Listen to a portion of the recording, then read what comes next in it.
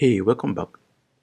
So in today's video, I'll be showing you how to navigate through the former Figma UI interface and the recent Figma UI interface.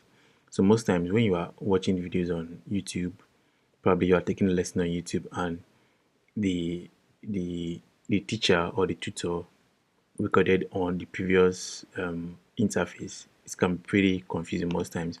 Just like a video like this, okay, you can see that this was recorded in the former Figma interface, all right, where you have your toolbox by your top left, and most times trying to follow up with what the tutor is explaining can be so confusing.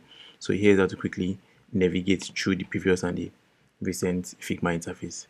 As you can see here, I have my toolbox right here, okay, below, right, and so here, just go to your bottom right, right? Just go to your bottom right, okay? You're going to see this question mark, all right? This question mark icon, all right? Help and resources.